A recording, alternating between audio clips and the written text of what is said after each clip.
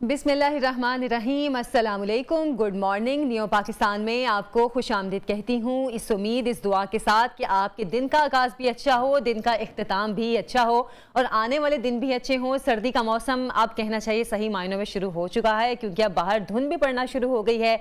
अभी आगे मौसम क्या रंग दिखाएगा ये तो खैर आने वाले दिनों में ही पता चलेगा। आज के टॉपिक्स के हवाले से अगर मैं बात करना चाहूँ तो जनाब, सबसे पहले हम बात करेंगे कि आलमी मंडी में तेल की कीमतों में कमी हुई है और कुछ ममालिक ने अपने लोगों को रिलीफ भी दिया है, तेल की कीमतों में कमी भी की है, लेकिन पाकिस्तान में हालात जूं के तूं हैं और तेल की कीमतों में कोई कमी वाक़ई नहीं हुई है। अच्छा, तो इसके अलावा हम बात करेंगे कराची के मसाइल के हवाले से। कराची जनाब कचरा कुंडी में हम पहले भी तब्दील होते देख चुके हैं और अभी भी कुछ हालात ऐसे ही हैं, क्योंकि जो बल्दिया के मुलाजमीन हैं उनकी जानिब से हड़ताल की गई है, जिसकी वजह से कराची में बहुत दिनों से कचरा नहीं उठाया गया और बहुत से इलाके कचरा कुंडी में तब्दील हो गए हैं। अच्छा, इसके अलावा हम प्रोग्राम में बात करेंगे बलूचिस्तान के हवाले से, जो कि रकबे में तो सबसे बड़ा पाकिस्तान का सूबा है, लेकिन आबादी का तनासब वहाँ पर कम है और वसाइल वो भी उतने ही कम हैं। यानी कि अगर वसाइल की वैसे तो बात की जाए तो बहुत ज़्यादा हैं वहाँ पर, लेकिन वहाँ के जो लोगों को वसाइल दिए जा रहे हैं वो बहुत कम हैं, उनको जो ज़रूरियात पूरी की जा रही हैं वो बहुत कम हैं। अच्छा जी, और इसके अलावा हम बात करेंगे ख़वातीन के 16 सिंगार के हवाले से। तो सबसे पहले सबसे बड़ा मसला उसकी बात कर लेते हैं कि जो आलमी मंडी है उसमें तो पेट्रोलियम मसनूआत की कीमतें कम हुई हैं और दीगर ममालिक ने भी इनमें कमी की है, लेकिन पाकिस्तान में हालात अभी भी वैसे हैं और कोई कमी के इम्कान भी नज़र नहीं आ रहे, बल्कि शायद ये इम्कान जाहिर किया जा रहा है कि आने वाले दिनों में पाकिस्तान में पेट्रोलियम की कीमतों में मज़ीद इजाफा होगा। और इस सिलसिले में आपको ये भी बताऊं कि अमरीकी खाम तेल की कीमत में $60 फी बैरल से ज़ायद की कमी हुई है, जिससे फी बैरल कीमत $70 की सतह से भी नीचे आ गई है और दीगर जो पेट्रोलियम मसनूआत हैं उनमें भी कमी हुई है। आलमी मीडिया के मुताबिक खाम तेल की कीमतों में ये कमी अप्रैल 2020 के मुकाबले में सबसे बड़ी कमी है। और इस पर अब पाकिस्तान में क्या असरात आते हैं, इस पर हम बात करेंगे। माहिर इक्तिसादियात मुआशियात डॉक्टर शाहिद हसन सिद्दीकी साहब हमारे साथ मौजूद हैं। अस्सलाम वालेकुम सर, प्रोग्राम में खुश आमदीद।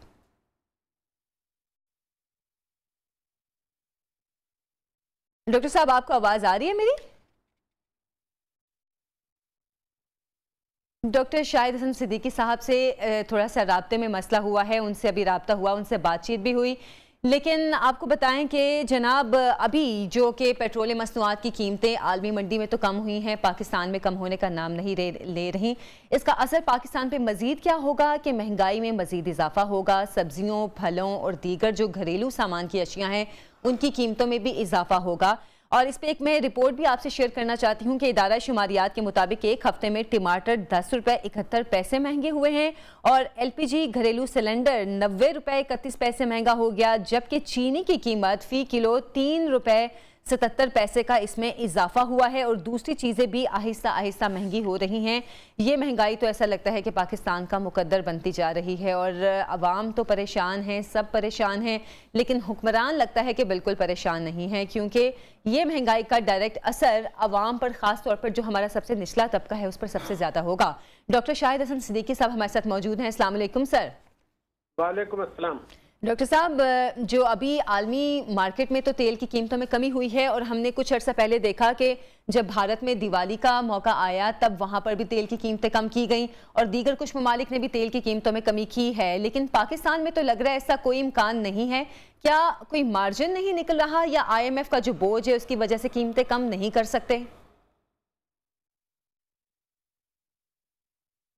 हेलो जी जी डॉक्टर साहब, आपको मेरी आवाज़ आ रही है? आपकी आवाज़ बिल्कुल क्लियर है मेरे पास। अच्छा डॉक्टर साहब, मसला नहीं है। मैं आपसे ये सवाल पूछ रही थी कि आलमी मार्केट में तेल की कीमतें कम हुई हैं, लेकिन पाकिस्तान में अभी तक ऐसा कुछ लग नहीं रहा। क्या हुकूमत के पास कोई मार्जिन नहीं है तेल की कीमतें कम करने का? नहीं, देखिए ये बहुत ही अफसोसनाक बात है। जो अथॉरिटी है OGRA, oil and gas regulatory authority, उसने सिफारिश की थी कि चूंकि आलमी मंडी में तेल की कीमतें कम हुई हैं तो पाकिस्तान को भी कम करनी चाहिए। उसकी रिकॉर्ड पर मौजूद है, उन्होंने रिकमेंड किया था, लेकिन हुकूमत ने उसको रिजेक्ट कर दिया। अच्छा। और ये फैसला किया कि आलमी मंडी में जो तेल की कीमतों में जबरदस्त कमी हो रही है उसका फायदा फिलहाल अवाम को मुंतकिल नहीं किया जाएगा। अच्छा। बल्कि जो टैक्स ये फैसला हुआ है, क्योंकि ओगरा ने बिल्कुल कहा था कि आप राइटिंग में कहा था कि आप इसको कम करें। ठीक है। और उन्होंने हुकूमत ने फैसला किया कि जो टैक्स चोरी वो होने दे रहे हैं उसके नुकसानात को फिलहाल पूरा करें। और उन्होंने जो भत्ता होता है पेट्रोलियम लेवी उसको बढ़ा के 13 रुपए 62 पैसे किया और जीएसटी में इजाफा किया 2 रुपए 34 पैसे। लेकिन मैं ये समझता हूँ कि अगर आपने एक आध और प्रोग्राम कर लिया ऐसा, तो मैं आपको गारंटी कर सकता हूँ कि हुकूमत 16 दिसंबर को मजबूर होगी कमी करने के लिए। अच्छा। इसलिए कि अभी बहुत ज्यादा ताकत है हमारे यहाँ जो है इलेक्ट्रॉनिक मीडिया की, और ये जो आपने मैसेज दिया कि दुनिया भर में हुआ तो ये जरूर कमी करेंगे। लेकिन इस वक्त इन्होंने गैर अखलाकी ये एक फैसला किया है। जी। और क्योंकि ये असल में ऑयल माफिया के सामने हुकूमत बेबस है। और मैं बिल्कुल वाज़ेह तौर पर आपको बता दूं कि अभी आपने बताया कि $70 फी बैरल है, तो जिस वक्त दुनिया में $140 फी बैरल थी तो पाकिस्तान में पेट्रोलियम मसनूआत कम थी, अब उसका आधा हो गया और हमारी बढ़ गई। ये वो इस्तेहसाली पॉलिसी है कि आप दानिस्ता रुपए की कदर गिराते हैं और उससे भी महंगाई होती है और फिर टैक्स की चोरी के नुकसानात भी पूरे करते हैं। तो ये तो सुप्रीम कोर्ट ने भी कोशिश की थी कि ये ना करें, तो शुरू में पहले लगाया गया था एक, उसका नाम रखा गया था पेट्रोलियम डेवलपमेंट लेवी। आपको जो उसको उन्होंने मुस्तरद कर दिया सुप्रीम कोर्ट ने, तो उन्होंने उसका नाम कार्बन टैक्स कर दिया। सुप्रीम कोर्ट ने कहा यह भी गलत है, तो फिर उन्होंने पेट्रोलियम लेवी करके ये बनाया ताकि ये चीज चलती रहे। मगर मैं सिर्फ एक जुमला कहना चाहता हूँ कि अगर हुकूमत एक फैसला कर ले, और फैसला उनको ये करना है कि जो चंद लाख चोर हैं जिन्होंने टैक्स चोरी किया है, कौमी दौलत लूटी है, रिश्वत से पैसा इकट्ठा किया है, उससे जो असासे बनाए हैं जो मुल्क के अंदर मौजूद हैं, और इमरान खान साहब ने कानून बनाया था 2019 में जब टैक्स एमनेस्टी दी थी कि हम उन असासों को जिनकी तफसीलात हमारे पास हैं, जो नाजायज दौलत से बनाए गए हैं, जिन्होंने उससे फायदा नहीं उठाया, हम उससे क्रैक डाउन करेंगे। हम हमारे कंट्रोल में है क्योंकि पाकिस्तान के अंदर है और लिस्ट भी हमारे पास है। तो 900 अरब रुपया मिलना था, लेकिन इन चंद लाख लोगों के दबाव पर हुकूमत ने वो कानून तोड़ा है और उनसे पैसे रिकवर नहीं कर रहे। तो अब जो हमें पूछना है हुकूमत से कि आप चंद लाख लोगों को नाजायज फायदा पहुंचाते हैं कानून तोड़ के, जिनके पास रिश्वत का पैसा है, और उसका नुकसान पूरा करना चाहते हैं 22 करोड़ आवाम से और मईशत से, तो इसका तो कोई कानूनी और कोई अखलाकी जवाब नहीं है। ये बात मैं इसलिए कह रहा हूँ कि वज़ीर साहब ने अभी 2 रोज पहले कहा है कि जो माफिया है उसने पाकिस्तान के वसाइल पर कब्जा कर लिया है। बिल्कुल सही कहा, मगर ये बात तो उस वक्त कही जाती है जब आप हुकूमत में नए आए हो। बिल्कुल, अब तो आपको टाइम भी काफी हो गया है। 3 साल 3 माह की बात तो आप नहीं कह सकते, अब तो बिल्कुल नहीं कह सकते। अच्छा डॉक्टर साहब, अब मसला एक और भी है जो कि आवाम के लिए यकीनन काफ़ी बड़ा मसला है कि अगर पेट्रोलियम मसनूआत की कीमतों में कमी नहीं होती है, जो कि आलमी मार्केट में तो चलें कुछ ममालिक ने तो कर दी है, तो अब जो महंगाई मुसलसल बढ़ रही है खाने पीने की अशिया पर, सब्जियों पर, फलों पर, या जो घरेलू इस्तेमाल की चीज़ें हैं उन पर, क्या वो महंगाई भी कम होगी या नहीं होगी? वो जो चीज़ें बढ़ गई हैं, जो प्राइस बढ़े हैं अभी कुछ अरसे में, क्या वो प्राइस कम होंगे या उसमें भी ऐसे ही हम इजाफा देखेंगे? जी, मैं आपको 2 बातें बता देता हूँ। हेलो जी डॉक्टर साहब, मैं सुन रही हूँ। पहली बात ये है कि मैं आपको यकीन दिला रहा हूँ कि ये जिस तरह से आपने ये प्रोग्राम कर रहे हैं और भी लोग करेंगे, तो 16 दिसंबर को हुकूमत मजबूर होगी कुछ न कुछ कमी करने के लिए, इसमें हमें कोई शुबा नहीं होना चाहिए। लेकिन जो दूसरे इक़दाम जो उठा रहे हैं उसके नतीजे में मैं रिकॉर्ड पर यह कहना चाहता हूँ, पाकिस्तान में महंगाई जो है 15% से ज्यादा हो जाएगी। और आपने जिन चीजों का जिक्र किया है, खाने पीने की अशिया, उनकी कीमतों में इजाफा होगा 20% से ज्यादा। और हुकूमत को ये बात पता है, क्योंकि जो वो इक़दाम उठा रहे हैं, दूसरे मिनी बजट लाने की तैयारी कर रहे हैं, उससे जो महंगाई का तूफान आएगा तो उसको ये उन्होंने कह के जस्टिफाई किया है कि जी महंगाई का तूफान तो सारी दुनिया में है। तो मैंने आपको ये बता दूं दोबारा कि भारत में अक्टूबर में अफरात-ए-ज़र जो था वो 4.5% था, बांग्लादेश में पाकिस्तान से कम था, और श्रीलंका में भी हमसे कम था। तो अगर कोई ऐसा सैलाब महंगाई का आया था तो हमारे जो पड़ोसी मुल्क है वहां के क्यों रुक गया? मतलब इस खित्ते के मुल्कों में क्यों नहीं आया, सिर्फ पाकिस्तान में ही क्यों आ रहा है महंगाई का तूफान? जी, उसकी वजह बिल्कुल वाज़ेह है कि हमारी जो पॉलिसियां हैं साली हैं। हम ताकतवर तबकों को, टैक्स चोरी करने वालों को नवाजते हैं, उनके साथ गले लगाते हैं उनको, और अवाम को और मईशत को कुचल देते हैं। ये बिल्कुल वाज़ेह है। जैसे मैंने अभी कहा, तो मैंने आपसे ये कहा कि ये जो अगर टैक्स चोरी के जो असासे हैं पाकिस्तान के अंदर, अगर उनको ले लें तो ये जो दूसरे टैक्सेस लगाने उसकी भी जरूरत नहीं पड़ेगी, अगर सिर्फ एक फैसला कर लें। चोरी की दौलत से जो असासे हैं, ये कानून मौजूद है, उस कानून को तोड़ के उनको खुली छुट्टी ना दें और 22 करोड़ आवाम पर जो है वो टैक्सों का बोझ ना डालें, क्योंकि मसला सिर्फ पेट्रोलियम लेवी का नहीं है, ये पेट्रोलियम मसनूआत का नहीं है। मैंने आपसे बताया कि खाने पीने की अशिया 20% बढ़ने जा रही हैं। हुकूमत को ये बात पता है, तो वो उस पर एक्शन क्यों नहीं लेते? ये तो बुनियादी एक सवाल पैदा हो रहा है। और अगर ऑयल माफिया से इसी तरह मिलके करते रहे, अभी मैं आपको बता दूं, कुछ साल पहले जस्टिस भगवान दास ने एक रिपोर्ट दी थी। उन्होंने ये कहा था कि जी हुकूमत ने जो है वो कई सौ अरब का टैक्स लिए और ऑयल मार्केटिंग कंपनीज को फायदा पहुंचाया और उसके खिलाफ कार्रवाई होनी चाहिए। तो उस पर फैसला ये हुआ कि गलत कारियां जुराइम जो है वो नेक नियति से किए गए थे और मामला क्लोज कर दिया। अभी जो चीज मुझे नजर आ रही है, हुकूमत ने कल एक फैसला और किया है पेट्रोल का, वो मैं आपको बता दूं। जी बिल्कुल। डीलर्स मार्जिन जो है, पेट्रोल पंप वालों का जो मार्जिन है वो बढ़ जाएगा और जो ऑयल मार्केटिंग कंपनीज है उनका मार्जिन भी बढ़ जाएगा। जो कि पेट्रोलियम डीलर्स जो थे वो कुछ अर्सा पहले इसी बात पे हड़ताल भी कर रहे थे कि उनका मार्जिन बढ़ाया जाए। जी, वो फैसला भी किया, मगर ऑयल मार्केटिंग कंपनीज का भी मार्जिन बढ़ा दिया है, जिनका मार्जिन और प्रॉफिट बहुत ज्यादा है, बहुत मुनाफा कमा रहे हैं पाकिस्तान। अच्छा। वो इसलिए बढ़ाया है उन्होंने कि जैसे मैंने कहा कि अभी आलमी मंडी में लगता है कि तेल की कीमतें और गिरेंगी, पाकिस्तान में उतनी नहीं गिराएंगे, कुछ ना कुछ 16 दिसंबर को जरूर कम करेंगे। मैं आपको यकीन दिला रहा हूँ कि बहुत शोर हो गया है पाकिस्तान में, वो तो करेंगे, लेकिन ये मार्जिन बढ़ा के वो कीमतें जो कम करनी है उसमें बहुत मामूली कमी करेंगे, मगर करना पड़ेगा। लेकिन करना पड़ेगा। और 16 दिसंबर को डॉक्टर साहब के मुताबिक हुकूमत पे अगर प्रेशर रहा तो हुकूमत पेट्रोल प्राइसेस में कमी करेगी। डॉक्टर शाहिद हसन सिद्दीकी साहब हमारे साथ मौजूद थे, आपका बहुत शुक्रिया। और जैसे कि हम बात कर रहे हैं पेट्रोलियम मसनूआत में इजाफे की, लेकिन अगर हुकूमत ने कम नहीं की इसकी कीमतें तो महंगाई का मजीद तूफान आएगा। सूरत हाल से हम यकीनन सभी परेशान हैं। अब एक छोटी सी ब्रेक लेंगे, ब्रेक से वापस आएंगे, आप कहीं मत जाइएगा।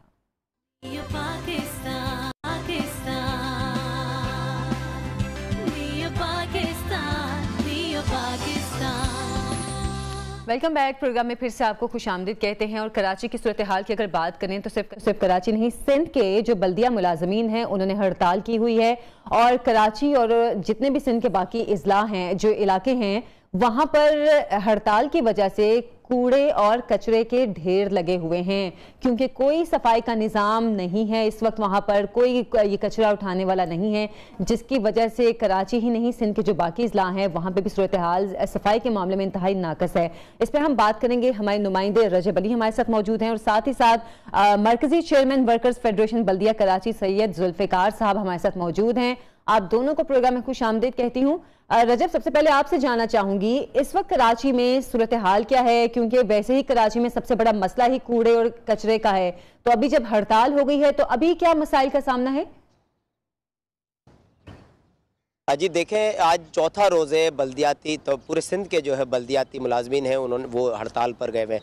कराची में तो इतना ज़्यादा इफेक्ट नहीं हुआ, चूँकि कराची में एक निजी कंपनी जो चीनी कंपनी है सॉलिड वेस्ट मैनेजमेंट बोर्ड जो है वो भी जो है वो कूड़ा उठाने के हवाले से जो है वो काम कर रही है, जबकि जो सूबे के दीगर इजला है वहाँ पर ये सूरत हाल जो है वो काफ़ी गंभीर है। इस हवाले से जो हमारी सॉलिड वेस्ट मैनेजमेंट बोर्ड की जो तर्जुमान है मोहतरमा अलमास सलीम साहिबा, उनसे जो हमारी बात हुई थी कि जैसे ही ये बल्दियाती वर्कर्स हड़ताल पर गए थे तो उस दिन सूरत हाल काफ़ी ख़राब हो गई थी। एक दिन के लिए तो सूरत हाल काफ़ी ख़राब देखी गई, चूँकि जो है वो कचरा जो है वो गली मोहल्लों से नहीं उठाया जा रहा था। तहम चूँकि सॉलिड वेस्ट मैनेजमेंट बोर्ड पहले ही शहर के 5 इजला से जो है वो मुकम्मल तौर पर कचरा उठाना, डंपिंग एरियाज से और डंपिंग एरियाज से लैंडफिल साइट पर ले जाना, तमाम जो है वो जिम्मेदारी सॉलिड वेस्ट मैनेजमेंट बोर्ड की थी। 2 इजला जहाँ पर, इसमें से एक ज़िला वो है जहाँ पर इस वक्त हम मौजूद हैं, ज़िला शर्की, और जो है इस वक्त हम लाइंजेरिया में, ज़िला शर्की के इलाके लाइंजेरिया में मौजूद है, और एक ज़िला जो है वो जुनूबी। इन 2 इजला में जो है कुछ काम जो है वो सॉलिड वेस्ट मैनेजमेंट बोर्ड करता है, बाकी दीगर निचली सतह का जो काम है वो बल्दियाती मुलाजमीन करते थे, जो कि अभी भी रुका हुआ है। तहम उनका जो सॉलिड वेस्ट मैनेजमेंट बोर्ड की जो तर्जुमान है उनका कहना था कि एक दिन तो काफ़ी परेशानी हुई थी, तहम सॉलिड वेस्ट मैनेजमेंट बोर्ड ने जो है वो फौरी तौर पर अपने मुलाजमीन को ज़्यादा रजब, जिस इलाके में आप खड़े हुए हैं, रजब जिस इलाके में आप खड़े हुए हैं वहां पर तो अभी तक हम भी देख रहे हैं कि कूड़ा और कचरा वैसे ही पड़ा हुआ है, तो क्या यहाँ पर सफाई का वो निज़ाम उसके अंडर नहीं है जो सॉलिड वेस्ट मैनेजमेंट है? जी बिल्कुल, इस वक्त जो हम खड़े हुए हैं वो ज़िला शर्की का इलाका लाइंस एरिया, और हम एक डंपिंग पॉइंट पर मौजूद हैं। अच्छा। डंपिंग पॉइंट से कचरा उठना तो शुरू हो गया है, लेकिन चूंकि एक दिन तक जो है वो मुकम्मल तौर पर जो है वो हड़ताल रही, तो इससे कुछ परेशानी तो ज़रूर हुई थी। ताहम उसके बाद सॉलिड वेस्ट मैनेजमेंट बोर्ड ने जब सूरत हाल को कंट्रोल किया तो मुकम्मल तौर पर जो है तमाम मामला अपने हाथ में लेते। इस वक्त डंपिंग एरिया में हम जहाँ मौजूद है, डंपिंग एरिया से लैंडफिल साइड पर कचरा पहुँचाने हज़ारों टन जो है वो शहर से कचरा निकलता है। ताहम ये सूरत हाल जो अगर अंदरून सिंध की बात की जाए या सूबे के दीगर इजला की बात की जाए तो वहाँ पर ज्यादा गंभीर है। वहाँ पर ज्यादा गंभीर है। हमारे साथ सैयद जुल्फिकार साहब हैं। रजब आप साथ रहिएगा। सैयद जुल्फिकार साहब हैं मरकजी चेयरमैन वर्कर्स फेडरेशन बल्दिया कराची, उनसे हम बात करते हैं। खुशामदीद कहती हूँ सैयद जुल्फिकार साहब आपको प्रोग्राम में। मसाइल क्या हैं आप लोगों के, मुतालिबात क्या हैं जिसकी वजह से हड़ताल की गई है? देखें जी, ये मसला जो है पूरे सूबे सिंध के बल्दियाती मुलाजमीन का है। हम ये चाहते हैं कि हमारी all Pakistan local government workers federation जो है वो इस सिलसिले में इसलिए मुतहर्रिक है कि हमने बारहा हुकूमत सिंध से ये दरख्वास्त की कि हमारे लोगों की तनख्वाहों में कटौती होती है, हमारी ओजेटी ग्रांट कम आती है। लिहाजा इस सिलसिले में यह है कि हुकूमत सिंध इस मसले को टैकल करके हमारी तनख्वाहें भी जिस तरह हुकूमत सिंध अपने दीगर मुलाजमीन को देती है ऐसे हमें भी ट्रेजरी के जरिए ऑनलाइन तनख्वाहें जारी करे, ताकि एक तो जो ये कमी आती है और दूसरा ये है कि तनख्वाहों में जो ताखीरें होती हैं इसका खात्मा हो। हमारे यहाँ मसला ये है कि ये अलमास सलीम साहिबा ने जो कहा, देखिए ये वहाँ मुकम्मल तौर पर बल्कि 3 रोज काम बंद रहा है। इतवार को इनकी छुट्टी होती है, पीर और मंगल को हमारी हड़ताल पूरे सिंध में शदीद रही, जहाँ एक कचरे का जो है एक थैली भी नहीं उठी। और उसके बाद जब मुज़ाकरात हमारे सेक्रेटरी लोकल गवर्नमेंट और वजीर बल्दियात से नाकाम हुए तो उसके बाद जो है इनकी चाइनीज वर्कर्स को जो है। अच्छा, लेकिन सैयद जुल्फिकार साहब, जिस तरह अस्पतालों की इमरजेंसी बंद नहीं की जा सकती चाहे डॉक्टर्स हड़ताल पे चले जाएं, लेकिन इमरजेंसी को तो हम बंद नहीं कर सकते, इस तरह सफाई के निज़ाम को भी तो बंद नहीं किया जा सकता ना। अभी आप देखें शहर ताफून कूड़े करकट का ढेर बन गया है। क्या कोई और रास्ता नहीं था कि आप लोगों के मुतालिबात किसी और तरीके से मनवाए जा सकते बजाय इसके कि शहर को ही कूड़ा कचरे का ढेर बना दिया जाए?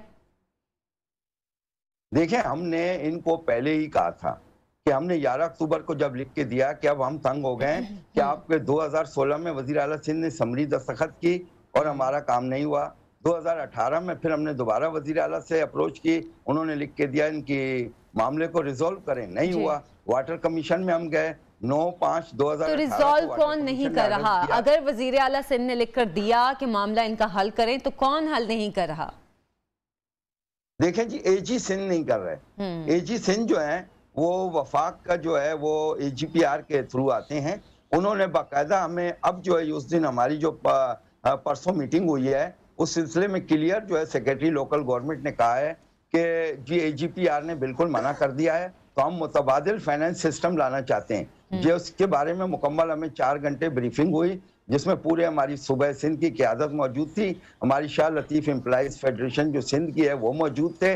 उसमें ये मुश्तरका तौर पर हमने फैसला किया कि इस निज़ाम को हम कबूल नहीं करते, हमें ट्रेजरी से तनख्वाहों के अलावा कोई दूसरा मुतबादिल हल कबूल नहीं है, जिसकी वजह से हड़ताल को कंटिन्यू किया। लेकिन जो कराची शहर था जिसमें 42,000 टन कचरा उस दिन तक जमा हो चुका था, फिर उसमें सिर्फ चाइनीज लेबर काम कर रही है। जो हमारे 9,000 लोग हैं या हमारी जो 1,300 गाड़ियां हैं कचरे की वो काम नहीं कर रही, सिर्फ चाइनीज की अगर 250-300 गाड़ियां हैं। जुल्फिकार साहब, यहाँ मैं आपकी बात काट रहा हूँ। जुल्फिकार साहब, शहर में जो सूरत हाल है जैसा कि बताया गया था कि जगह जगह जो है वो कूड़े के ढेर लगे हुए हैं और शहर जो है वो कचरा कुंडी में तब्दील हो गया, तो ऐसी कोई सूरत हाल मौजूद नहीं है। जैसा कि इस वक्त हम दिखा भी सकते हैं, अपने नाजरीन को भी दिखा सकते हैं कि डंपिंग एरिया में जिस तरीके से इस वक्त मैं डंपिंग एरिया में मौजूद हूँ, लाइन्स एरिया के, जहाँ पर डंप भी हो रहा है कचरा और वक्तन फवक्तन जो है वो गाड़ियाँ जो सॉलिड वेस्ट मैनेजमेंट बोर्ड की है वो यहाँ से कचरा उठाने भी आ रही है। तो जैसा कि बताया जा रहा था कि शहर जो है वो पूरा कचरा कुंडी में तब्दील हो गया है। कराची में ऐसी सूरत हाल नहीं है। हाँ, अलबत्ता आप लोगों के जो मुतालबात हैं वो बिल्कुल वैलिड है और आप बता रहे हैं जिस तरीके से अगर तनख्वाहें अगर बाकायदा तौर पर अकाउंट में आए तो उसमें करप्शन के चांसेस बहुत ज़्यादा कम हो जाते हैं। अलबत्ता कचरे वाली जो सूरत हाल है वो शहर कराची में नहीं है, अलबत्ता जो है सूबे के दीगर इजला में जो है सूरत हाल इससे ज़्यादा कई गुना गंभीर है, लेकिन शहर में सूरत हाल जो है वो काफी के दीगर शहरों में ऐसी सूरत हाल है। देखें, मैं आपको ये बात बताऊं, आप इस वक्त हैं सिर्फ लाइन्स एरिया में, ये काम लाइन्स एरिया में आज से शुरू हुआ है। दूसरी बात यह है कि आप कुरंगी का दौरा करें, आप बल्दिया बस्ती जाएं, आप साउथ के जो है लियारी जोन में चले जाएं, मैं आपको एक बात बताऊं, 42,000 टन कचरा हमने जब कल इनको अलाउ किया है मशरूत तौर पर, तो 42,000 टन में से अभी तक अगर आप इनकी कैलकुलेशन करें तो ये मुश्किल, कल पूरी दिन काम करके रात काम करके इन्होंने 14,000 टन भी अभी तक नहीं उठाया। इसलिए जुल्फिकार साहब खुद कह रहे हैं कि दिन रात उन्होंने काम किया, तो जब दिन रात काम करेंगे तो लाजमी बात है कि जो 2 दिन का कचरा है 3 दिन तो लगेंगे उसे उठाने में। लेकिन नहीं, मैं आपको ये कह रहा हूँ कि 42,000 टन था। देखें हमारी गाड़ियां भी इसमें लगती है ना, जरा जनाब देखिए, बात सुने, इसमें हमारी गाड़ियां भी जब इनके साथ शामिल होती हैं, हमारी लेबर शामिल होती है, वो तजुर्बेकार लोग हैं और इनके पास जो है अनट्रेन लोग हैं, इनके तो ड्राइवर भी जो है। सैयद जुल्फिकार साहब, अब मसला चले ये है, चले कोई ट्रेन है या अनट्रेन है ये तो अब बात की बात है। अब मसला ये है कि अब आपकी हड़ताल जारी है, कोई आप लोगों के मुतालिबात तस्लीम नहीं कर रहा, तो अब फिर क्या आप लोगों का अगला लाए अमल है कि अगर हुकूमत मुतालिबात तस्लीम नहीं कर रही तो किस तरह आप लोगों की हड़ताल किस तरफ जाएगी? हम मुज़ाकरात के टेबल पे थे, हम मुज़ाकरात के टेबल पे थे, हुकूमत सिंध की जानिब से बार बार हमें तहरीरी यकीनदानियाँ भी हुई हैं, लेकिन अब जो चीज़ ये लाना चाह रहे हैं तो हमारे मुलाजमीन का मुतालबा ये है कि वो ऑनलाइन ट्रेजरी के अलावा कोई हल दूसरा कबूल करने को तैयार नहीं है। अच्छा जी, ऑनलाइन ट्रेजरी का मकसद ये है कि वैसे भी हमारी ओजेटी ग्रांट जो है वो ट्रेजरी के थ्रू आती है, लेकिन वो वहां से स्टेट बैंक जाती है, स्टेट बैंक से वो जो है सिंध बैंक आती है, सिंध बैंक से फिर डिस्ट्रिक्ट अकाउंट ऑफिसर आकर फिर हमें मिलती है, तो 10 रोज लग जाते हैं। हम ये कहते हैं कि इस दौरान इस रस्तों से होकर तनख्वाह आती है तो उसमें इतने दिन लग जाते हैं और उसके बाद कटौती भी होती है। सैयद जुल्फिकार, आपका बहुत शुक्रिया। रजब अली हमारे साथ थे, आप दोनों का बहुत शुक्रिया। यकीनन मसला तो है बड़ा और इस मसले को हल भी करना चाहिए। एक छोटी सी ब्रेक लेंगे, ब्रेक से हम वापस आएंगे, हमारे साथ रहिए।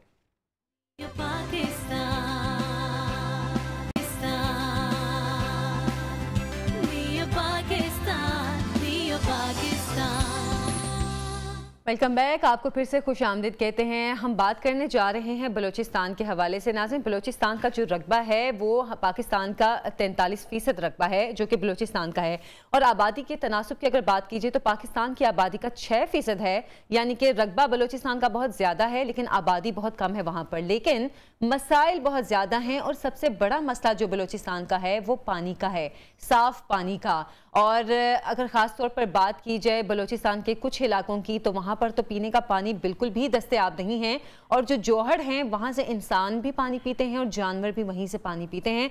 मैं बात कर रही हूँ बलूचिस्तान का जो इलाका है ज़िला कच्छी, वहाँ का इलाका भागनाड़ी, और वहाँ पर यह कहा जा रहा है कि एक ही घाट से इंसान भी और जानवर भी पानी पीते हैं।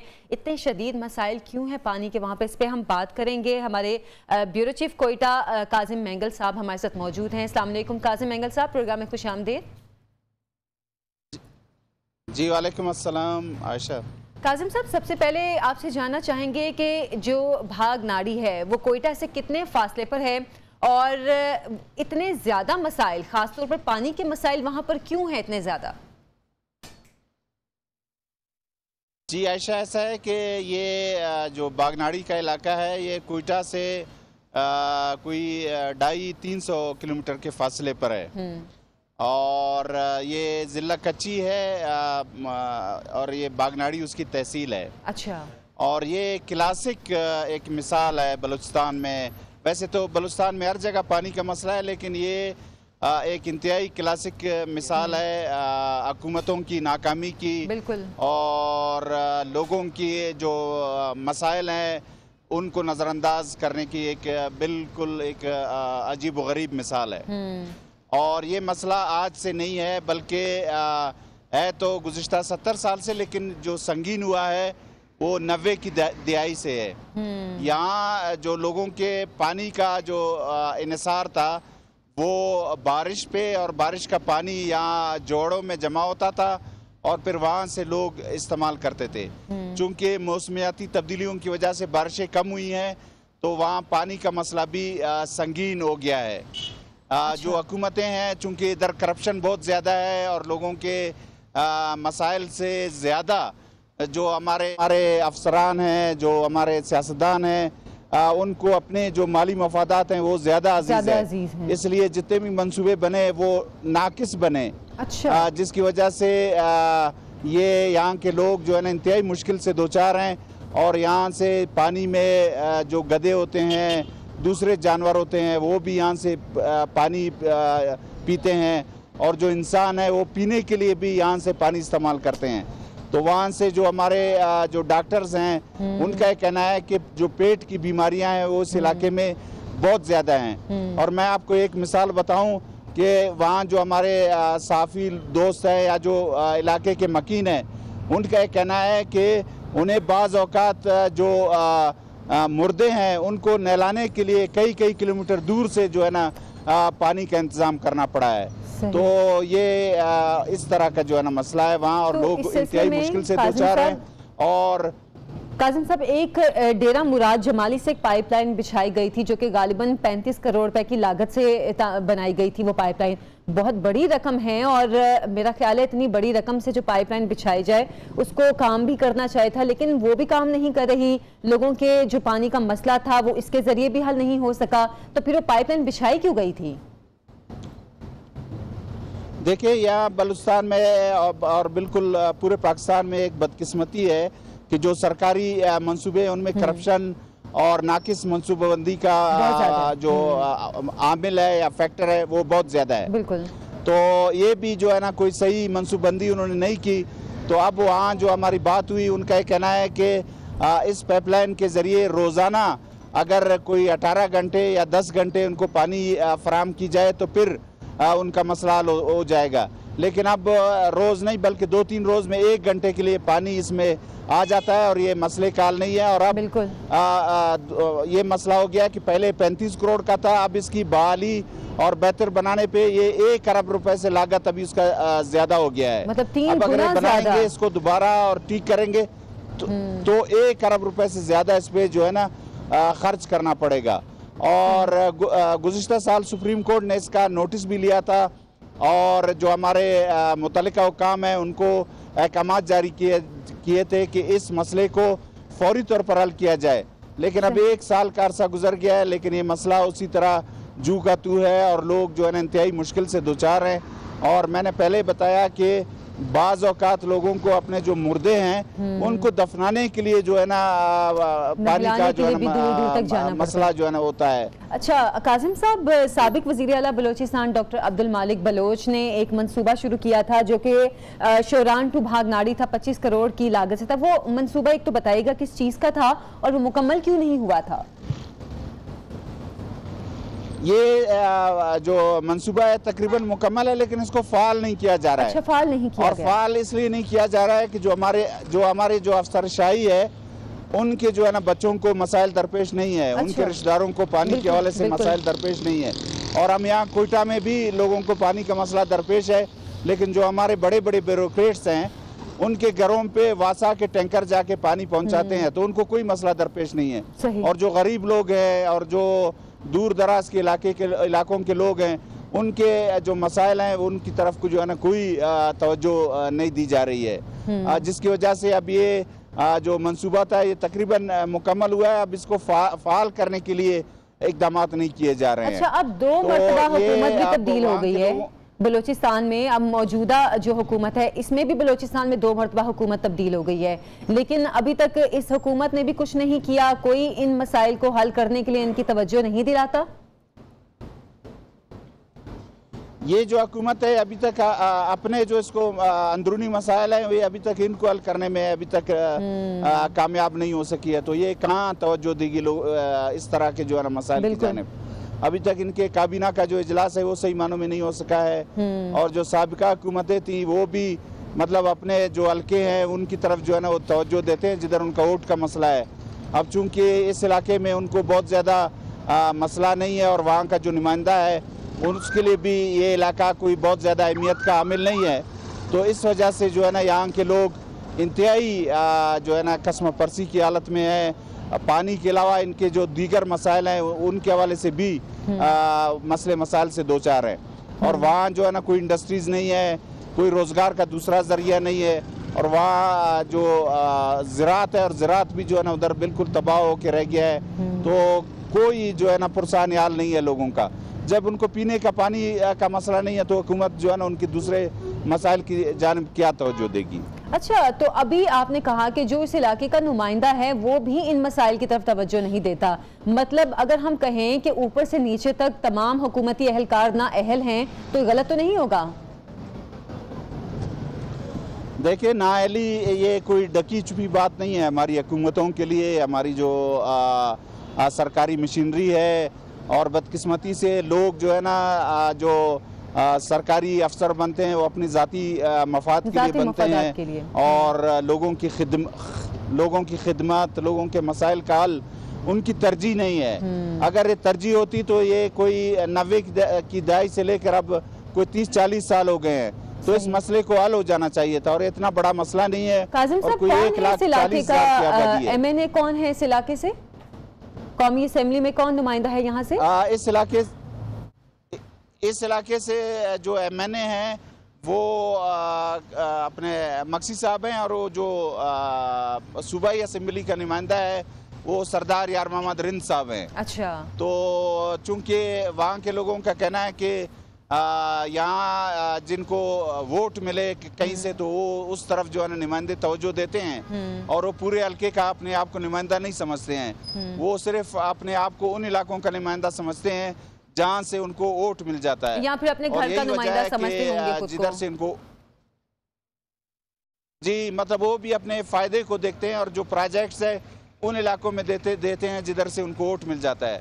क्योंकि इस इलाके में उनको वोट में नहीं दिए गए हैं तो अब कोई 3 साल हो गया ये मसला उसी तरह जूं का तू है और बिलखसूस सुप्रीम कोर्ट के अहकामात पर भी अमल नहीं हो रहा है। सुप्रीम कोर्ट ने इंतहाई मतलब इस वाक़े का नोटिस लिया था और जब तक ये नोटिस में था तो ये सेक्रेटरी पीएचई और दूसरे लोग ये मुतहर्रिक थे, लेकिन जब से सुप्रीम कोर्ट ने छोड़ दिया तो ये मामला उसी तरह है। बिल्कुल, और बड़ी हैरत की बात है कि जो इन इलाकों से नुमाइंदे मुंतखब हो रहे हैं वो खुद इन मसाइल को फेस करते हुए आ रहे हैं, लेकिन वो खुद इन मसाइल पर तवज्जो देना नहीं चाह रहे। बहुत शुक्रिया। काजिम रिजवी साहब हमारे साथ मौजूद थे, ब्यूरो चीफ कोयटा थे काजिम मेंगल साहब। और अभी एक ब्रेक का टाइम हुआ है, ब्रेक से वापस आकर एक बहुत अफसोसनाक खबर आपसे शेयर करेंगे। कराची में एक नौजवान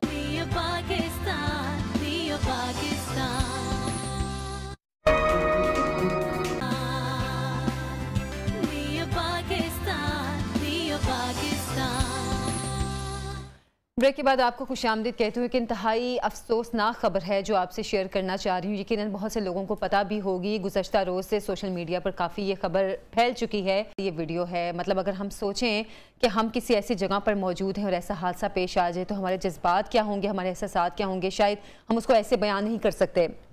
अच्छा, इस शख्स के हवाले से जो मामला था वो ये सामने आया कि बेरोज़गारी की वजह से इस शख्स ने खुदकुशी की है। काफ़ी अरसे से पिछले ये बेरोज़गार था जिसकी वजह से उसने खुदकुशी कर ली। इस पे बहुत से मामलात हैं जो कि सामने आते हैं, कुछ दिमागी जो मसाइल हैं उनके हवाले से भी आते हैं, कुछ बर्दाश्त के हवाले से भी आते हैं, कुछ सोसाइटी का जो रवैया है उस हवाले से भी सवालात उठते हैं। हमारे साथ मौजूद हैं, एजुकेशनिस्ट हैं और ट्रेनर हैं, टीचर हैं, मोहम्मद अली साहब। अस्सलाम वालेकुम मोहम्मद अली साहब, प्रोग्राम में आपको खुशामदीद कहती हूँ। वालेकुम अस्सलाम जी। कि एक शख्स ने बेरोजगारी की वजह से खुदकुशी कर ली थी और ये हालिया दिनों की ही बात है। इसको हम पहली, दूसरी या तीसरी खुदकुशी नहीं कहेंगे, अगर इसको ये कहा जाए कि लोगों में जो एक जहनी मरज है वो बढ़ता जा रहा है, या फिर लोग जो अपने हालात से तंग आकर उनको कोई और रास्ता नहीं मिलता, कुछ समझ नहीं आता, उनको लगता है कि आखिरी सोल्यूशन खुदकुशी है। ये रवैया हमारा किस तरफ जा रहा है? बिस्मिल्लाहिर्रहमानिर्रहीम। Thank you very much for inviting me, it's always an honour. देखिए, मैं 3-4 पर्सपेक्टिव दूंगा। चूंकि हम मुसलमान हैं तो मेरे सामने कुछ हदीस भी हैं एंड ऑफ टाइम्स के हवाले से, कुछ साइंस रसूलुल्लाह सल्लल्लाहु अलैहि वसल्लम ने बताए। ऑल्दो ये हदीस सुनाने का मकसद ये नहीं है कि मैं मायूस करूं या मैं ये कहूं कि इतने बुरे हालात हो गए हैं, लेकिन कुछ ऐसी आई ओपनिंग हदीस है मैं आपके सामने रखता हूँ। सही मुस्लिम की हदीस है, रसूलुल्लाह सल्लल्लाहु अलैहि वसल्लम ने फरमाया कि उस रब की कसम जिसके हाथ में मेरी जान है, the world would not come to an end, दुनिया खत्म नहीं होगी until a person would pass by a grave, would roll over it and express the desire that he should be in the place of the occupant। कि एक वक्त आएगा कि लोग ये ख्वाहिश करेंगे कब्रिस्तान से गुजरते हुए कि काश इसकी जगह मैं होता। इसी तरह इब्ने मसूद रज़ियल्लाहु अन्हु का एक बयान मेरे सामने है, उनका एक सेंटेंस है, he said कि एक वक्त आएगा कि अगर मौत सेल पर बिक रही है तो लोग उसको परचेज कर लेंगे। अब मैं अगेन डिस्क्लेमर दे रहा हूँ कि मैं ये नहीं कह रहा कि ये वक्त है, लेकिन आप सोचें कि हालात एक टाइम पर इतने बुरे होने वाले हैं बिकॉज ऑफ द फसाद।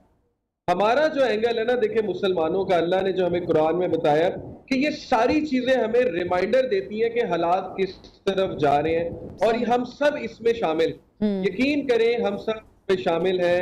प्राइम मिनिस्टर तो चले वो एक अलग डिस्कशन है, गवर्नमेंट क्या कर रही है, अनएम्प्लॉयमेंट क्यों है, बट हमने अपने फैमिली सिस्टम पे कितना काम किया है, पर्सनैलिटी बिल्डिंग पे कितना काम किया है, दीन को कितनी फोकियत दी है।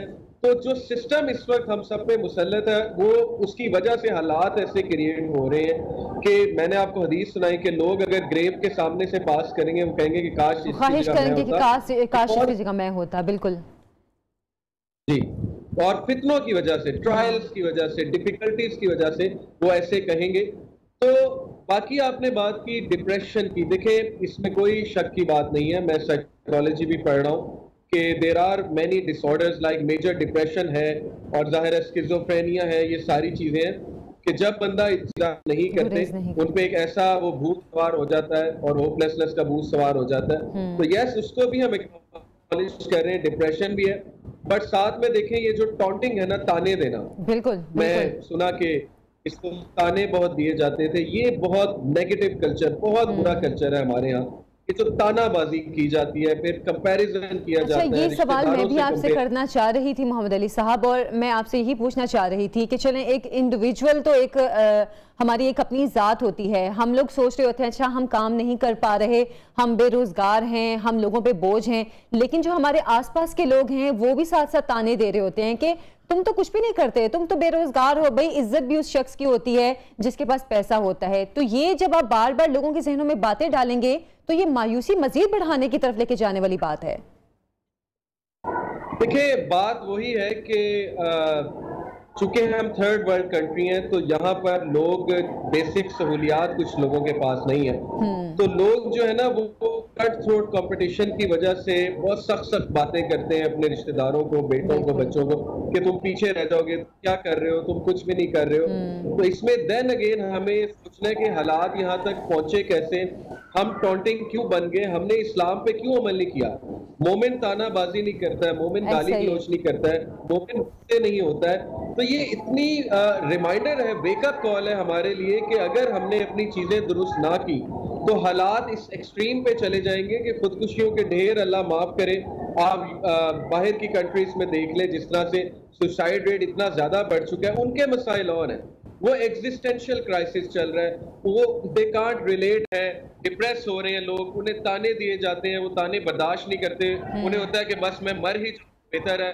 बच्चों को भूखा देखते हैं तो शर्म से सर झुका लेते हैं। यहाँ के मसाइल और हैं, इस पे हमें बहुत सोचना चाहिए कि हम किस तरफ जा रहे हैं। अच्छा मोहम्मद अली साहब, आपने जैसे शुरू में कुछ अहादीस का हवाला दिया जो कि आखिरी ज़माने के हवाले से भी थी, बेशक लोगों को ये डराने मायूस करने वाली बातें नहीं हैं, लेकिन ये बताने वाली बातें हैं कि भाई अल्लाह ताला ने फरमाया है कि ऐसे हालात आएंगे, लेकिन साथ में हमें लोगों को ये भी बताने की ज़रूरत है कि अल्लाह ताला कितने रहमान, कितने रहीम हैं, और जो लोग मायूस हैं अपने हालात से, अपनी बेरोज़गारी या अपनी परेशानियों की वजह से और उदासी का शिकार हैं, उनके लिए भी तो कई अहादीस हैं, कई इरशाद बारी ताला हैं ऐसे जो कि हमें लोगों को बताने की जरूरत है ताकि उनमें होप पैदा हो, उनमें उम्मीद पैदा हो कि अभी दुनिया खत्म नहीं हुई है।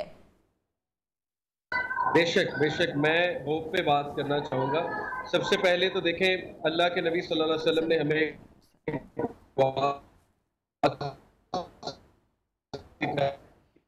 शाम के अज़कार भी है, एक एप्लीकेशन है हिस्नुल मुस्लिम पे ना, हर जगह वो अवेलेबल हुआ है, तो उसमें मॉर्निंग और इवनिंग के अज़कार हैं। उसमें एक दुआ है, अल्लाहुम्मा इन्नी औज़ु बिका मिनल कुफ्री वल फ़क़्री व औज़ु बिका मिन अज़ाबिल क़ब्र ला इलाहा इल्ला अंता, कि मैं कुफर से और फकर से पनाह चाहता हूँ अल्लाह। फकर यानी गुर्बत से, और रसूलुल्लाह ने फकर से पनाह चाहिए क्योंकि फकर इंसान को वो चीजें करने में मजबूर कर देती कि आप सोच नहीं सकते, और फकर ही खुदकुशी पे भी मजबूर कर देती है। तो इंसान को सबसे पहले मायूस नहीं होना चाहिए। रब की जात, उसके ट्रेजर्स है, उसके खजाने। जरूरी नहीं एक जॉब आपकी नहीं लग रही है तो आप मायूस हो जाओ, जरूरी नहीं आपकी डिग्री नहीं मुकम्मल हो रही है आप मायूस हो जाओ, क्या पता अल्लाह ने आपको किसी और तरह देना है। आप रब से दुआ करो, आप तहज्जुद पे उठो। तहज्जुद में अल्लाह ताला ने पे आता है कि तहज्जुद में जो दुआ की जाती है, इमाम शाफी का कौल है, it's like an arrow which does not miss it's target, वो टारगेट को मिस नहीं करती है।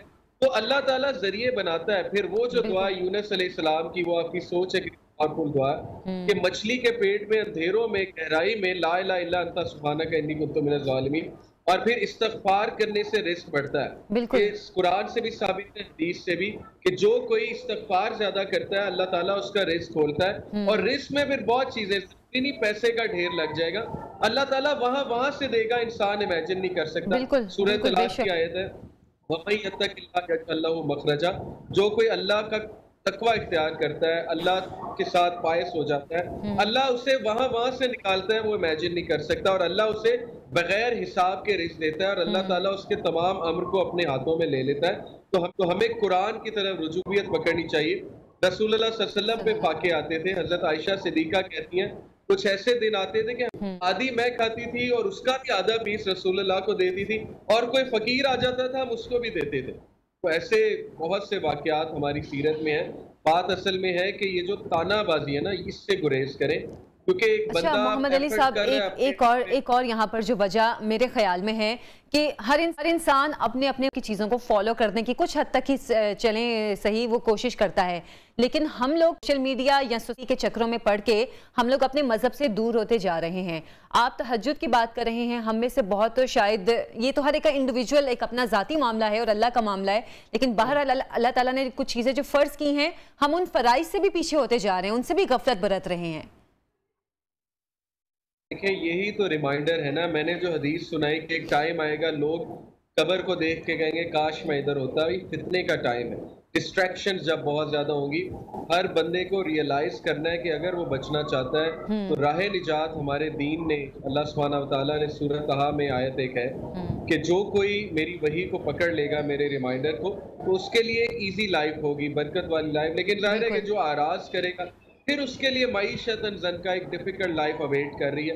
अल्लाह के उसूलों पे चलेंगे तो लाइफ खुशगवार रहेगी। ये तो बहुत बेसिक सी बुनियादी बात है, इस पे मैसिव लेवल पे काम होने वाला है। अल्हम्दुलिल्लाह हम भी कर रहे हैं, आपका भी ये शो करने का मकसद यही है। प्राइम मिनिस्टर साहब की मैं स्पीच सुन रहा था, उस सीरत को बहुत प्रमोट कर रहे हैं। कदीर इंस्टीट्यूट जो है वहाँ पे अभी रिसेंटली उन्होंने यासिर काजी को बुलाया, मीटिंग की, वो बहुत मैसिव लेवल पे सीरत को प्रमोट करना चाहते हैं। तो ये हॉलिस्टिकली इस पे हमें सोचना होगा कि हमें इसके बारे में क्या करना चाहिए अब। बट अगेन मैं देखें आप यही कहूँगा, ताने, मोमिन ताना नहीं देता है, मोमिन ताना नहीं देता है।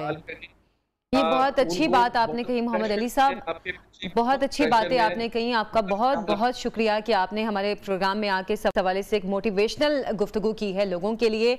और फिर सबसे बड़ी बात ये आ जाती है कि मज़हब से दूरी, जितना हम अपने मज़हब से दूर होंगे, मुआशरे की भूल भुलैयों में गुम होंगे, उतना ही हमारी ज़िंदगी में परेशानियाँ बढ़ेंगी। तो सबसे पहले ख़ुद को मज़हब की तरफ थोड़ा थोड़ा करके लाएं। कुछ फ़राइज़ जो अल्लाह ताला ने हमारे ऊपर लगाए हैं, उन फ़राइज़ को पूरा करने की कोशिश करें।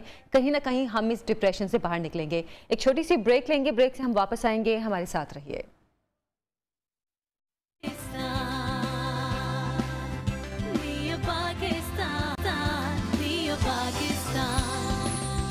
Welcome back. प्रोग्राम में फिर से आपको खुशामदीद कहती हूँ। जनाब, खूबसूरत और पुरकशिश नज़र आना हर औरत की ख्वाहिश होती है, बल्कि अब तो जो मौजूदा वक्त चल रहा है सिर्फ औरतों नहीं मर्दों की भी ख्वाहिश होती है कि वो भी पुरकशिश नज़र आएँ, खूबसूरत नज़र आएँ। हालांकि पहले ये लफ्ज़ सिर्फ ख़वातीन के लिए इस्तेमाल होते थे, लेकिन अब मर्दों के लिए भी होते हैं। बहरहाल, अच्छा, इस सिलसिले में अब ख़वातीन मुख्तलिफ टोटके भी इस्तेमाल करती हैं, और अब तो ब्यूटी सैलून्स हर गली के नुक्कड़ पे खुले होते हैं, हर जगह आपको ब्यूटी सैलून्स नज़र आते हैं। तो अब तो मसला ही नहीं है, फेशियल करवाया या कोई ना कोई ट्रीटमेंट लिया तो आप फ्रेश हो जाती हैं। लेकिन बहरहाल कुछ टोटके ऐसे होते हैं जो कि घरेलू टोटके कहलाते हैं, और उनसे जो खूबसूरती या जो तरोताज़गी आपके चेहरे पे आती है वो ब्यूटी सैलून्स की प्रोडक्ट से भी नहीं आती है, और ये बात बिल्कुल सच है। तो इस सिलसिले में हमारे साथ इरम नईम साहिबा मौजूद हैं। इस प्रोग्राम में आपको खुशामदीद कहते हैं, और मेरे इंट्रो से आपको अंदाज़ा तो हो गया होगा कि मैं किस किस्म के टोटकों के हवाले से बात करना चाह रही हूँ। इरम नईम साहिबा पहले भी हमारे प्रोग्राम में आई थी, आपको याद होगा, और जब मैंने बात की थी कि कोरोना के 2 साल मतलब उन्होंने बिल्कुल घर में गुजारे, और इतनी पॉजिटिव पर्सनैलिटी हैं, इतनी अच्छी अच्छी, तब भी मुझे टिप्स दे रही थी। तो हमने आज उनको फिर से बुलाया है ताकि हम उनसे तो ये जो ब्यूटी टिप्स है इसके हवाले से हम जान सकें, क्योंकि खुद भी माशाल्लाह इतनी प्यारी है इरम साहिबा। क्या क्या करती हैं आप, खुद पहले बताएं, खुद क्या करती हैं? पॉजिटिव रहते हैं, और खुश रहने से ही आपके चेहरे का पता तभी चलता है। देखो, एकदम हम किसी को देख के कहते हैं तुम उदास हो, तुम गमज़दा हो, या तुम्हें कोई फिक्र है तो वो चेहरे पे आ जाता है, सबसे पहले चेहरे पे। चेहरा आपकी किताब है और आपकी जो जज्बात हैं, जो एहसासात हैं आपके चेहरे पे आते हैं तो वो आपको खूबसूरत भी करते हैं, आपको मायूस भी दिखाते हैं। अच्छा इरम साहिबा, सबसे पहले तो मैं आपसे जो सवाल पूछना चाह रही थी वो ये था कि हम 16 सिंगार की बात करते हैं, ये 16 सिंगार वाकई 16 होते हैं या ये सिर्फ मुहावरतन इस्तेमाल होता है? नहीं नहीं, देखो 16 सिंगार एक हमारे ये बड़े सगीर पूरे में बड़ा इसका खूबसूरत इम्पैक्ट होता था कि एक लड़की जब तैयार होती थी तो कहा जाता था कि ये 16 सिंगार कर रही है वो। तो उस 16 सिंगार में वाकई 16 ही होते थे। उधर से आप शुरू करें कि अपने बालों को वो पहले कलर करना या उनको ऑयलिंग करना, उनको संवारना, फिर उनको धोने के बाद जैसे रीठे और आंवले से वो लोग धोते थे, ये सब चीजें स्टेप बाय स्टेप आती है ना। तो उनको खुशबू भी लगाते थे, ऊद की उसको धुआं दिया जाता था, धुनी देते थे। बिल्कुल। अब फिर से आ गया ऊद का स्प्रे, आ गया हेयर स्प्रे। अच्छा, आजकल भी है ये, अब दोबारा से वो ट्रेंड हो रहा है। उसके बाद आता था जैसे माथे पे बिंदिया और बालों में खूबसूरती के लिए फूल और गजरे लगाना, फिर उसके बाद गालों पे लाली लगाना। अब गिनती जाए तो 16 पूरे हो जाते हैं। हम आजकल भी मेकअप में वही 16 पूरे करते हैं, लेकिन उसका नाम रखते हैं ब्यूटिशियन। एक ब्यूटिशियन हमारा ये काम करता है, लेकिन पहले हम 16 सिंगार करते थे। सही नहीं, तब भी तो होती थी ना मुलाजमाएं, कनीज़ें होती थी, वो हेल्प करती थी, साथ 16 सिंगार पूरे करने में। और ये तमाम चीजें जो मेकअप की अब हमें प्रोडक्ट एक बॉटलिंग में या ट्यूब या इस तरह से मिलती हैं, वो खुद घरों पे बनाते थे। तो वो ट्रेंड अब दोबारा से आ रहा है, फिर से ऑर्गेनिक फूड के साथ साथ ऑर्गेनिक मेकअप का भी आ रहा है। तो वो जो मेकअप करने का, देखिए लाली जो होती थी वो गुलाब के पत्तियों के साथ बनाई जाती थी और कोकोनट ऑयल में मिक्स करके उसके पाउडर को तो लिपस्टिक की तरह यूज किया जाता था।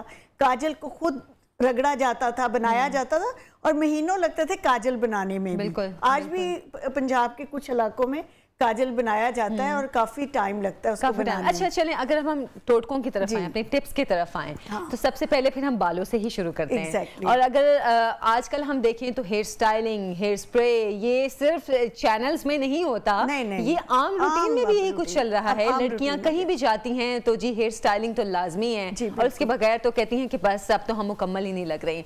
तो उसकी वजह से हमारे बाल रूखे भी हो रहे हैं, फिर डाई भी किया जा रहा है, डाई, स्ट्रीक्स, ये सब चीजें बालों की तबाही के एक बहुत बड़े जरिए बन रहे हैं।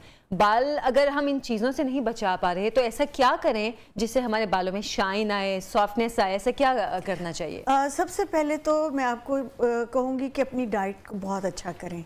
जब तक हम अपनी डाइट अच्छी नहीं करेंगे, हम खाना अच्छा नहीं खाएंगे, तो बालों को फूड अच्छा नहीं मिलेगा तो वो गिरना शुरू हो जाते हैं। जब हम इतनी चीज़ें उन पे लगाते हैं तो आपके लिटरली कभी ऐसा होता है कि आपके बाल हाथों में आना शुरू हो जाते हैं। तो इसके लिए सबसे अच्छा सर्दियों का जो टोटका है, अब सर्दियां हैं तो मैं उसके हिसाब से बताती हूँ कि आप एलोवेरा जेल ले लें। एलोवेरा आप घर में इंडोर भी लगा सकते हैं, बाहर भी कहीं से आपको अगर मिल गया है तो उसको आप फ्रीज भी कर सकते हैं। बल्कि एलोवेरा तो अगर घर में लगाएं तो इतना फलता फूलता है, इतना ज्यादा निकलता है कि आपको कहीं और जाने की जरूरत ही नहीं पड़ती। ये मैं आपको दिखा देती हूँ। ये एलोवेरा की एक स्ट्रिंग है, ये इसका एक पौधे का एक मैं पीस लेकर आई थी। इसके अंदर से जब हम हाफ करते हैं तो एक जेल निकलती है। आप इस जेल को एक बॉल में डालें और उसमें आप थोड़ा सा कोकोनट ऑयल, जैसे दो टेबल स्पून एलोवेरा, 2 ही टेबल स्पून कोकोनट ऑयल, वो आप मिक्स करके रख लें। उसके बाद आजकल गाजर है सीजन में, तो आपने गाजर का पानी थोड़ा सा कद्दूकश करें गाजर को।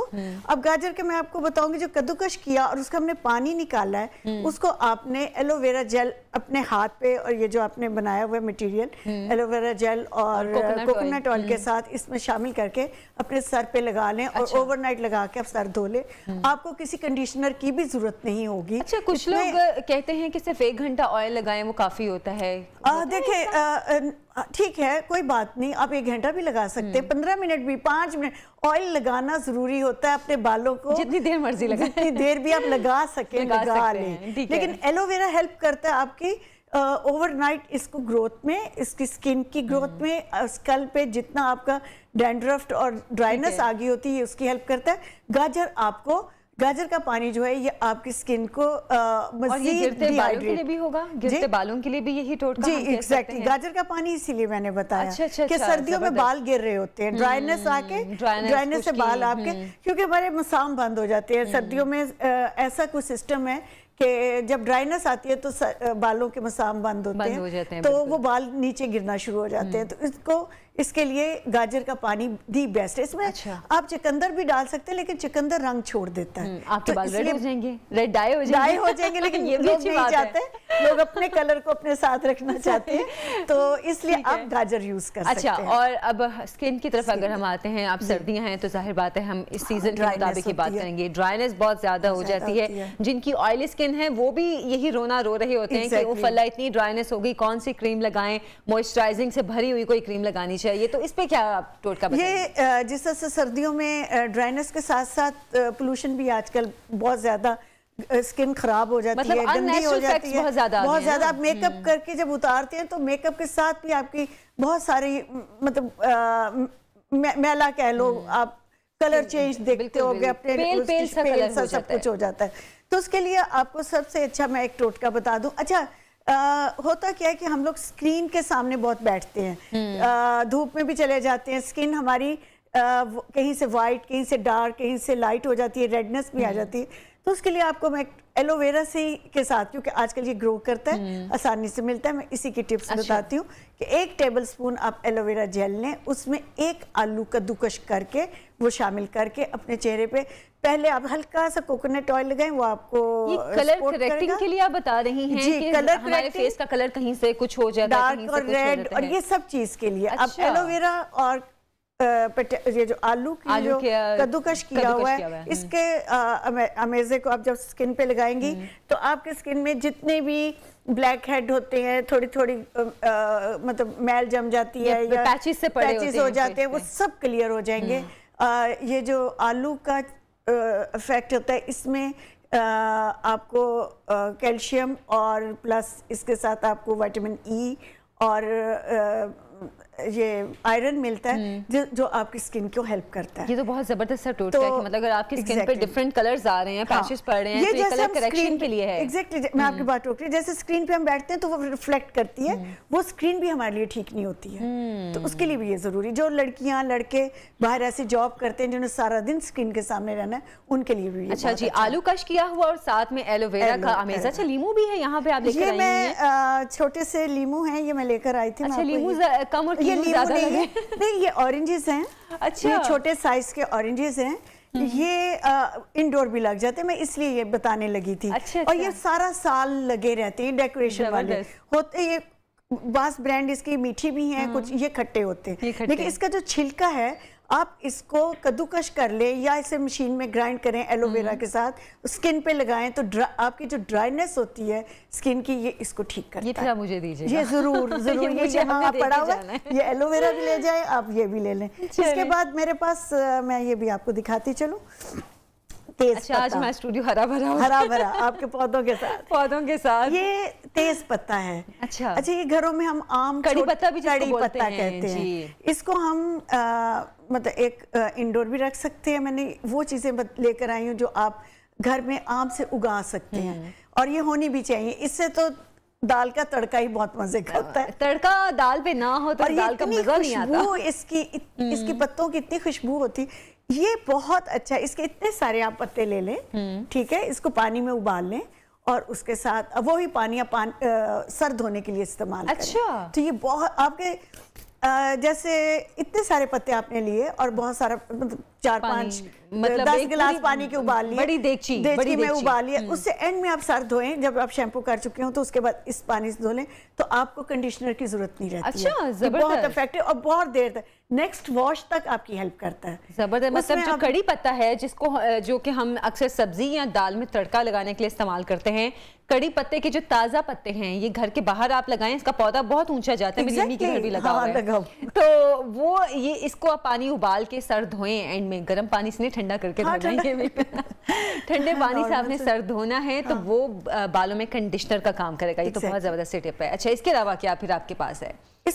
ये तो एलोवेरा और ये चीजें थी। इसके अलावा मैं आपको अच्छी सी टिप हमें बताएं, क्योंकि सर्दियों में हाथ ऐसे हो जाते हैं जैसे आपने झुर्रियां पड़ गई हैं। चीजें जो आपने आप अपने फेशियल यूज कर रही हैं, मुंह पे लगा रही हैं, वो हाथ और पाँव पे जरूर लगा लें। अच्छा। और क्योंकि अगर आपके हाथ और पाँव दोनों आपके चेहरे के मेकअप मैच नहीं करेंगे तो अच्छा नहीं लगेगा। अच्छा, बास लोगों के उंगलियों के यहाँ पे ब्लैक पड़ जाते हैं, अच्छा ब्लैक हो जाते हैं, बिल्कुल। तो उसके लिए आलू और एलोवेरा का जो मैंने आपको बताया था वो थोड़ी देर लगा के छोड़ दें।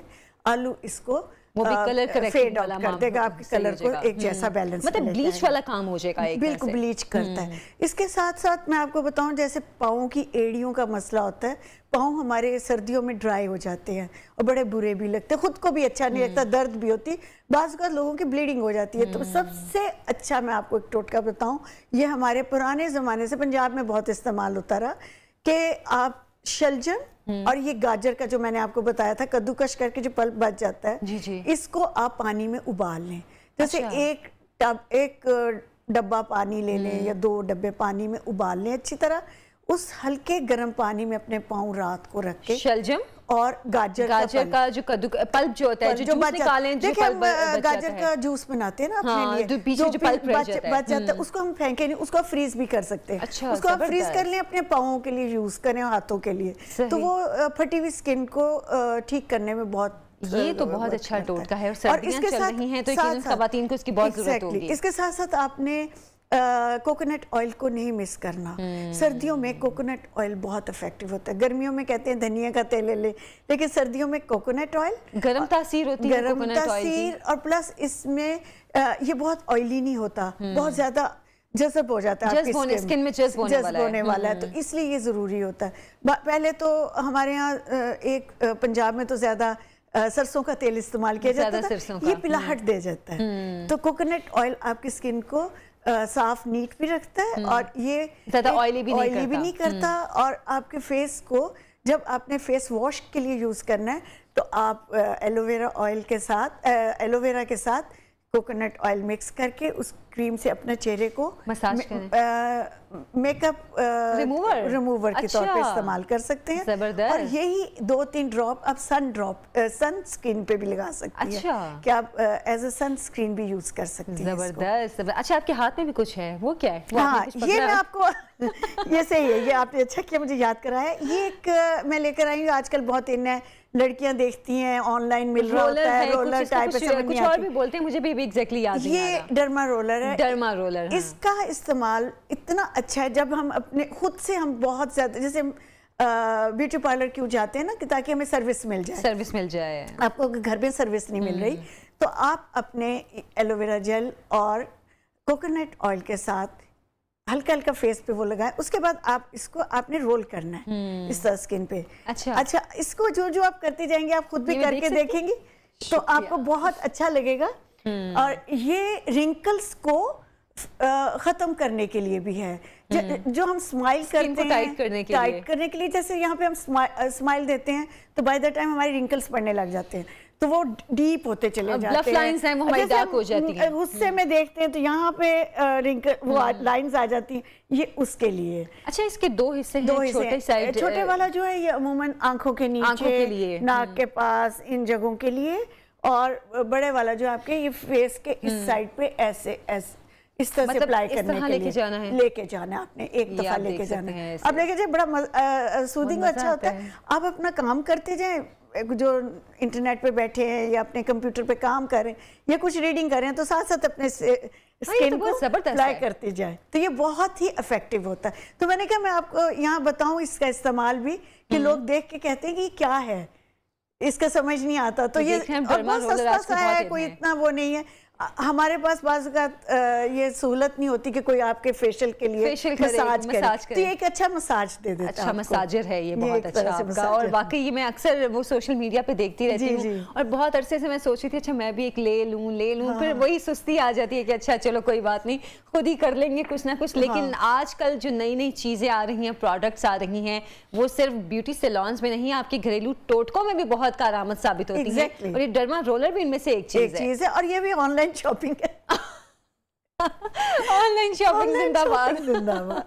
वही बात, ऑनलाइन शॉपिंग जिंदाबाद। जब से ट्रेंड आया, मेरा ख्याल है हम जैसी बहुत सी खवातीन हैं उनके तो ऐसे जैसे दुनिया आसान हो गई। बिल्कुल सही बात। पहले बाजारों में जाके ख्वारी होती थी, अच्छा किस किस दुकान पे जाना पड़ेगा, कहाँ से मिलेगा, इधर से पूछना, कोई गलत रास्ता बता रहा होता तो कोई सही बताता था। अब बस क्लिक किया और बस पेमेंट बाजार जाके भी करनी है और ऑनलाइन भी करनी है, तो बेहतर आप ऑनलाइन ही मंगवा लें तो अच्छा। बहुत शुक्रिया इरम नईम साहिबा हमारे प्रोग्राम में तशरीफ लाई। और मैं फिर वही बात कहूँगी आपसे, मैं जब भी मिलती हूँ मुझे बहुत पॉजिटिव एनर्जी और फील सी आती है, तो मैं उम्मीद करती हूँ आपसे आइंदा भी मैं मिलती रहूँगी ज़रूर। और मैं सबको बता दूँ कि सर्दियों में दही का इस्तेमाल कम नहीं करें बल्कि ज़्यादा करें। अच्छा। और इससे मक्खन, दही और इस तरह से अपना जो खाना है, जो दूध से बनी हुई प्रोडक्ट और अपने खाने को बेहतर करें ताकि आपकी स्किन और आपके बाल आपका साथ दें, आपके साथ जिंदा रह सकें। बहुत शुक्रिया आपका हमारे प्रोग्राम में तशरीफ लाए। शुक्रिया। एक छोटी सी ब्रेक लेंगे, ब्रेक से वापस आएंगे, आप हमारे साथ रहिए।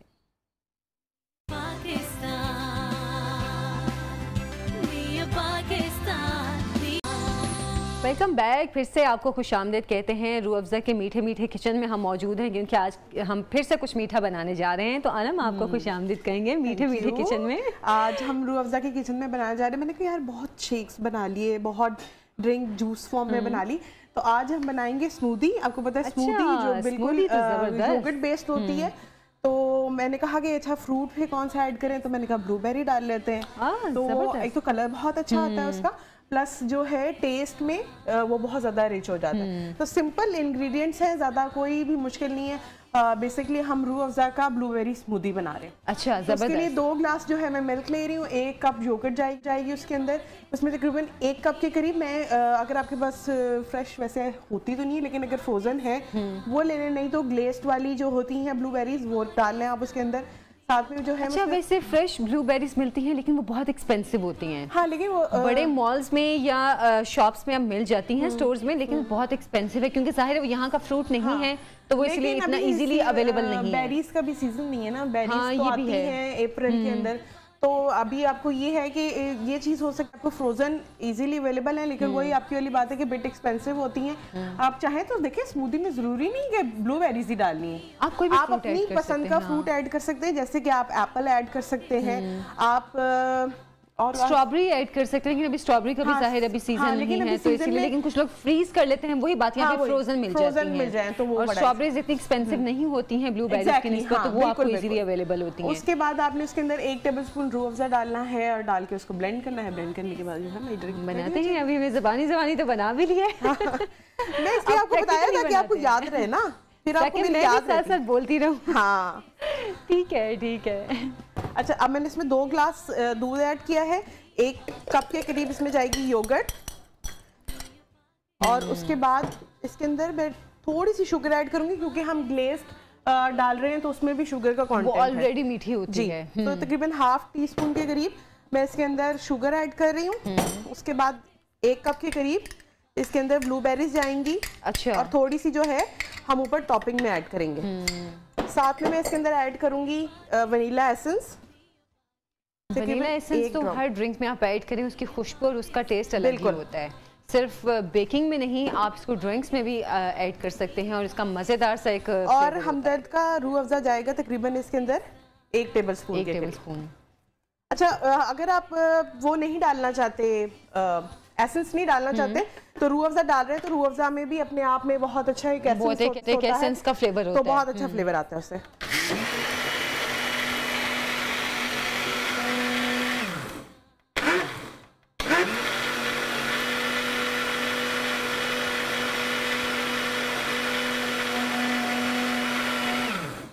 स्मूदी स्मूदीज तो हम रेस्टोरेंट में जाते हैं तो इतनी एक्सपेंसिव स्मूदीज होती हैं, आप घर पे बनाएं तो उसका ज़बरदस्त सा, एक तो होममेड स्मूदी है, दूसरा उसका फ्लेवर भी ज़बरदस्त है, टेस्ट भी ज़बरदस्त है। बिल्कुल जैसे अनम बता रही हैं, अनम के खाने बहुत ज़बरदस्त होते हैं, तो बिल्कुल रेस्टोरेंट टाइप का एक आपको फील आएगी कि आपने किसी रेस्टोरेंट में जाके, किसी कैफे में जाके आपने स्मूदी पी है। बिल्कुल ये जो है स्मूदी का बिल्कुल ऐसा ही फ्लेवर आएगा कि जैसे आपने बाहर का जो है किसी कैफे में जाके पिए। क्योंकि इससे ये होता है कि उनके पास भी हर वक्त तो बेरीज अवेलेबल नहीं होती, तो वो लोग भी इसी तरह करते हैं, या तो फ्रोजन या फिर ग्लेज्ड।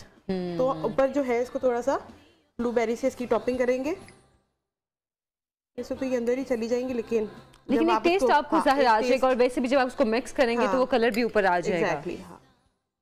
इसको थोड़ा सा जो है रूह अफ़ज़ा के साथ गार्निश करेंगे।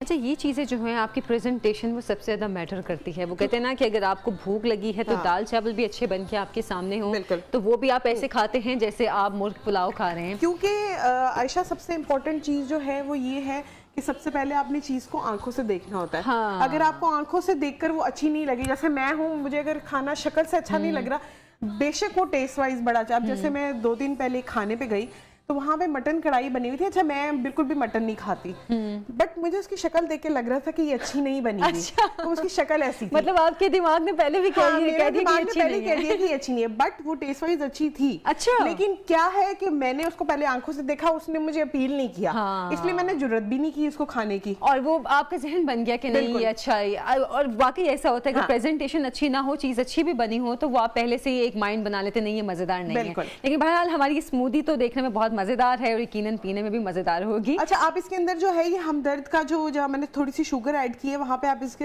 हमदर्द का जो हनी है वो भी ऐड कर सकते हैं। उससे क्या होगा कि इसका फ्लेवर और ज्यादा एनहांस हो जाएगा। चलें, बहरहाल हमारे प्रोग्राम का वक्त खत्म हो गया है, हमें इजाजत दें, कल हाजिर होंगे नए प्रोग्राम के साथ। अल्लाह हाफिज।